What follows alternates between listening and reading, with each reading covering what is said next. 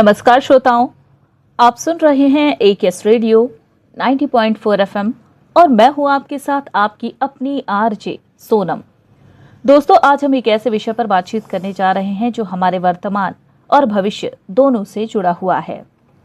हम सभी बिजली का उपयोग करते हैं, घर में, खेतों में, उद्योगों में, अस्पतालों में, स्कूलों में और अपने मोबाइल फोन तक में। लेकिन क्या आपने कभी सोचा है कि बिजली और पर्यावरण का क्या संबंध है? क्या बिजली उत्पादन पर्यावरण को नुकसान पहुंचाता है? क्या नई तकनीकें पर्यावरण को बचा सकती हैं? क्या विद्युत अभियंता केवल बिजली बनाने का काम करते हैं या वे पृथ्वी को हरित और सुरक्षित बनाने में भी योगदान देते हैं? इन्हीं तमाम विषयों पर आज बातचीत करेंगे। स्टूडियो में मेरे साथ आज के मेहमान मौजूद है। जल्दी से परिचय कराती हूँ। डॉक्टर उमेश कुमार सोनी जी, जो कि AKS विश्वविद्यालय में सहायक आचार्य एवं प्रभारी विभागाध्यक्ष विद्युत विभाग में कार्यरत हैं। उनका स्वागत करते हैं। सर, आपका बहुत बहुत स्वागत है हमारे खास कार्यक्रम में। बहुत बहुत धन्यवाद सोनम जी। FM 90.4 के सभी श्रोताओं को मेरा सादर नमस्कार। आज का विषय वास्तव में बहुत महत्वपूर्ण है, क्योंकि ऊर्जा और पर्यावरण दोनों ही मानव जीवन की आधारशिला हैं। जी ठीक है सर, सवाल जवाब का सिलसिला शुरू करते हैं। पहला सवाल आपके सामने। सबसे पहले हमारे श्रोताओं को ये बताइए कि विद्युत अभियांत्रिकी और पर्यावरण का आपस में क्या संबंध है? देखिए, आधुनिक जीवन पूरी तरह बिजली पर आधारित है, लेकिन बिजली सीधे प्रकृति से नहीं मिलती है, उसे उत्पन्न करना पड़ता है। यदि बिजली कोयले, डीजल या गैस जैसे जीवाश्म ईंधनों से बनाई जाती है तो वातावरण में कार्बन डाइऑक्साइड और अन्य प्रदूषक गैसें निकलती हैं। वहीं यदि बिजली सौर ऊर्जा, पवन ऊर्जा, जल ऊर्जा या अन्य नवीनीकरण स्रोतों से बनाई जाए तो पर्यावरण पर उसका प्रभाव बहुत कम होता है। इसलिए यह कह सकते हैं कि विद्युत अभियांत्रिकी का पर्यावरण से सीधा संबंध है। तो क्या इसका मतलब ये है कि विद्युत अभियांत्रिकी पर्यावरण को बिगाड़ने और सुधारने दोनों में अपनी भूमिका निभाता है? बिल्कुल।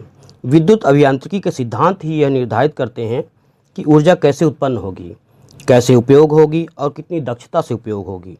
यदि तकनीक का उपयोग सही दिशा में हो तो पर्यावरण सुधर सकता है, और यदि लापरवाही हो तो नुकसान भी हो सकता है। ठीक है, इन सब के बीच एक सवाल जहन में बार बार उठ रहा है कि क्या विद्युत क्षेत्र पर्यावरण को नुकसान पहुंचाता है? सबसे बड़ा कारण है ताप विद्युत उत्पादन। आज भी दुनिया की बड़ी मात्रा में बिजली कोयले से बनती है। कोयले को जलाने पर carbon dioxide, sulphur dioxide, nitrogen oxide, राख और सूक्ष्म कण निकलते हैं। ये सभी वायु प्रदूषण और ग्लोबल वार्मिंग को बढ़ावा देते हैं।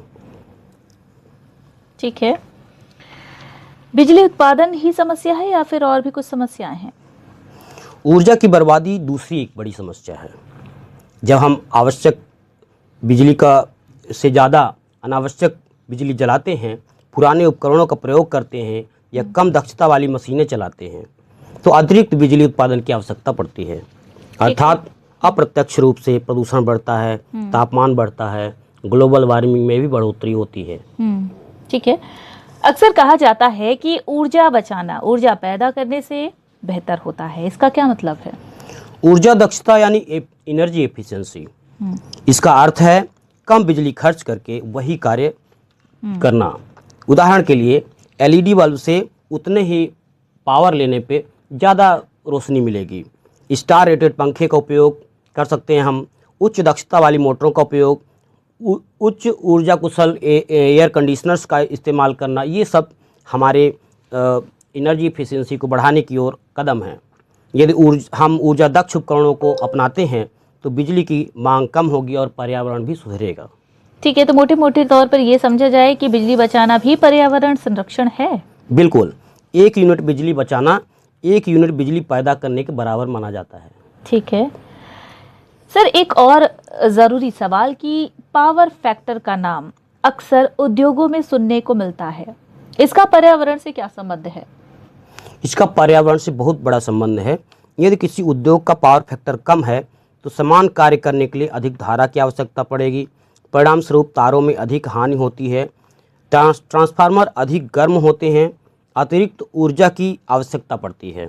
यदि हम कैपेसिटर बैंक लगाकर पावर फैक्टर सुधारते हैं तो ऊर्जा की हानि कम होगी, बिजली का बिल भी कम आएगा, इससे ऊर्जा बचेगी और पर्यावरण सुरक्षित रहेगा।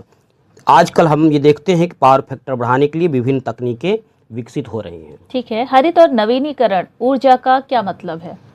हरित तकनीक उन सभी वैज्ञानिक और तकनीकी नवाचारों को कहा जाता है जो पर्यावरण के अनुकूल होते हैं और प्राकृतिक संसाधनों का संरक्षण करते हैं। इसका मुख्य लक्ष्य मानवीय गतिविधियों से पर्यावरण को होने वाले नुकसान को कम करना, प्रदूषण रोकना और सतत विकास को बढ़ावा देना है।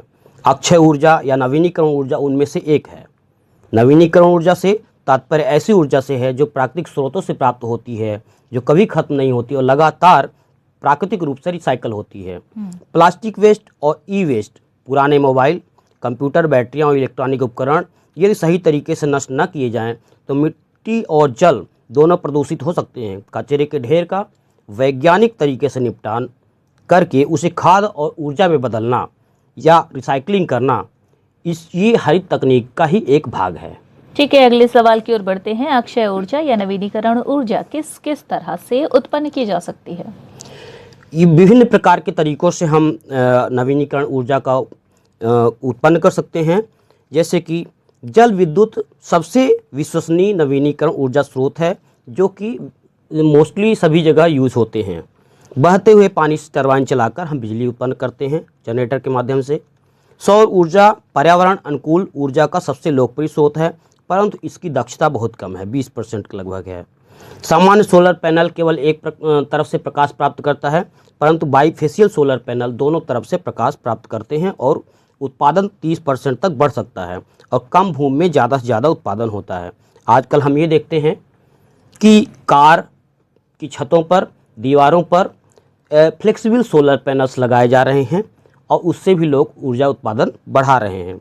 सोलर थर्मल प्रणाली एक और दूसरी तकनीक है जिससे हम सूर्य की ऊर्जा को एकत्रित कर थर्मल बॉयलर से स्टीम बनाते हैं और उससे जनरेटर को चलाते हैं। इसी प्रकार हवा से भी टरबाइन घुमाकर बिजली उत्पन्न की जा सकती है। शहरों में वर्टिकल विंड टरबाइन आजकल लग रही हैं। इसके अलावा समुद्री लहरों से भी, ज्वार भाटे से भी हम मूवमेंट करके और बिजली बना सकते हैं। ट्राइबो इलेक्ट्रिसिटी, मृदा सेल्स, बायोगैस, गोबर गैस, ये सब और तरह के नवीनीकरण ऊर्जा स्रोत हैं। ठीक है, आजकल हाइड्रोजन और फ्यूल सेल की बहुत चर्चा हो रही है, ये क्या है? फ्यूल सेल एक ऐसी तकनीक है जिसमें हाइड्रोजन और ऑक्सीजन की रासायनिक क्रिया से सीधे बिजली उत्पन्न की जाती है। इस प्रक्रिया में मुख्य उत्पाद पानी होता है। यदि हाइड्रोजन का उत्पादन नवीनीकरण ऊर्जा से किया जाए, जैसे कि हम इलेक्ट्रोलिसिस यूज करते हैं इलेक्ट्रिसिटी देकर, अगर हम सोलर पैनल वगैरह का इस्तेमाल करके वो करते हैं तो यह लगभग शून्य प्रदूषण वाली एक तकनीक बन जाती है। स्मार्ट ग्रिड क्या है और इससे हम किस प्रकार से पर्यावरण की हानि को रोकते हैं? स्मार्ट ग्रिड जो डिजिटल तकनीकों की सहायता से बिजली की मांग और आपूर्ति को संतुलित करता है। इससे लाइन लॉस कम होता है, बिजली की चोरी कम होती है और नवीनीकरण ऊर्जा का बेहतर उपयोग होता है और नए ऊर्जा स्रोतों को उसमें हम जोड़ सकते हैं। इससे ऊर्जा दक्षता बढ़ती है और पर्यावरण संतुलित रहता है। क्या इलेक्ट्रिक वाहन पर्यावरण के लिए लाभदायक हैं? निश्चित रूप से इलेक्ट्रिक वाहन आंतरिक दहन इंजनों की तरह धुआं नहीं छोड़ते, शोर भी नहीं करते हैं, जीवाश्म ईंधनों पर निर्भरता भी कम करते हैं और यदि इन्हें नवीनीकरण ऊर्जा से चार्ज किया जाए तो ये और अधिक पर्यावरण अनुकूल बन जाते हैं। आजकल विद्युत वाहनों का उपयोग तेजी से बढ़ रहा है, खासकर अब जब विश्व में तेल का संकट चल रहा है। ठीक है, अब अगला सवाल आज के युवाओं से जुड़ा हुआ है। जो विद्यार्थी इलेक्ट्रिकल इंजीनियरिंग में करियर बनाना चाहते हैं, उनके लिए आप क्या संदेश देना चाहेंगे? मैं यही कहना चाहूँगा कि एक विद्युत अभियंता केवल बिजली नहीं बनाता, बल्कि आने वाली पीढ़ियों के लिए स्वच्छ, सुरक्षित और टिकाऊ भविष्य का निर्माण करता है। भविष्य की विद्युत अभियांत्रिकी हरित ऊर्जा पर आधारित होगी। विद्युत अभियंता ऊर्जा के उत्पादन के तरीकों की डिज़ाइन करता है, इन्वर्टर विकसित करते हैं, बैटरी सिस्टम बनाते हैं, ऊर्जा प्रबंधन करते हैं, साथ ही उत्पादित ऊर्जा को ग्रिड से जोड़कर नियंत्रित करने का काम भी करते हैं। इसलिए एक सफल विद्युत इंजीनियर को renewable energy, energy efficiency, smart grid, power electronics, fuel cells and hydrogen energy, electric vehicle, energy storage system, artificial intelligence in power system आदि विषयों पर अध्ययन करना चाहिए और साथ ही साथ नए ऊर्जा उत्पादन की तकनीकों को खोजने की कोशिश करना चाहिए। ठीक है, आपके नजरिए से समझना चाहेंगे कि किन किन आदतों में सुधार किया जाना चाहिए ताकि पर्यावरण सुरक्षित रहे? हमें अपनी रोज़मर्रा की आदतों में काफ़ी सुधार करने की आवश्यकता है। जैसे कि हमें कोशिश करना चाहिए कि लाइट पंखे कम चलाएं प्रकाश के लिए, बल्कि खिड़कियां खोलकर प्राकृतिक प्रकाश और हवा आने दें। हालांकि मकान निर्माण के समय ही हम घरों में खिड़कियों को इस तरह से बनाना चाहिए कि कमरे में प्राकृतिक रोशनी और हवा अवश्य आए। आजकल प्राकृतिक रोशनी को ऊपर से कमरों तक लाने के लिए उत्तल दर्पण और परावर्तक ट्यूब का उपयोग होता है, जो टेढ़ी मेढ़ी ट्यूब होते हुए कमरों तक जाती और सूर्य की रोशनी वहाँ तक पहुँचती है। हम ये भी कर सकते हैं कि कमरों या हॉल से बाहर निकलते टाइम आवश्यक ना हो तो लाइट और पंखों को बंद कर दें। थर्मल सेंसर वाली लाइट्स, रिमोट कंट्रोल वाले पंखे, BLDC फैन, सेंसर वाले नलों को टंकी भर गई इसका सूचक यंत्र लगाएं तो इससे भी हमारी ऊर्जा बचत होगी। चार्जर यदि मोबाइल चार्ज ना कर रहा हो तो हम उसे निकाल दें। टीवी यदि न चल रही हो तो उसका बटन ऑफ कर दें। AC का अगर हम उपयोग कर रहे हैं तो कम टेम्परेचर पे रखें। गाड़ी अगर ज़्यादा देर तक रोकना है तो उसे हम बंद कर दें। ज़्यादा से ज़्यादा छायादार और अत्यधिक पत्तेदार वृक्ष लगाएं ताकि वातावरण का तापमान कम हो और ऑक्सीजन की मात्रा बढ़े। कम से कम पानी का उपयोग करें, फालतू पानी ना बहाएं। धूम्रपान, पराली, वेस्ट पदार्थों को जलाना भी पर्यावरण को नुकसान पहुंचाता है। अत्यधिक तेज हॉर्न बजाना, DJ बजाना ध्वनि प्रदूषण को बढ़ाता है, हमें उस पर भी नियंत्रण रखना चाहिए। पशु पक्षियों, नदियों का संरक्षण अपने पृथ्वी की पारिस्थितिकी के संतुलन के लिए बहुत आवश्यक है। नदियों में पूजा सामग्री, फूल माला इत्यादि न डालना, बल्कि उन्हें एकत्रित करके खाद बनाना एक बेहतर उपचार जरिया होगा। हो सकता है। जी जी, चलिए बहुत बहुत शुक्रिया। एक आखिरी सवाल और जानना चाहेंगे इसका जवाब आपसे कि श्रोताओं के लिए आप क्या संदेश देना चाहेंगे रेडियो के माध्यम से?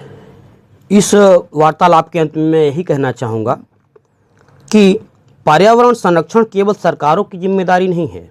पृथ्वी के बढ़ते हुए तापमान को कम करने के लिए ऊर्जा की बचत, ऊर्जा दक्ष उपकरणों का उपयोग, पावर फैक्टर सुधार, सौर ऊर्जा को अपनाना और सतत विकास के लिए नई पर्यावरण अनुकूल हरित तकनीकों को बढ़ावा देना हम सभी का दायित्व है।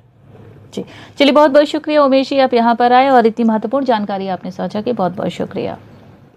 तो आज के इस खास कार्यक्रम में मेरे साथ इतना ही, फिर मिलूंगी नए विषय के साथ, तब तक के लिए नमस्कार।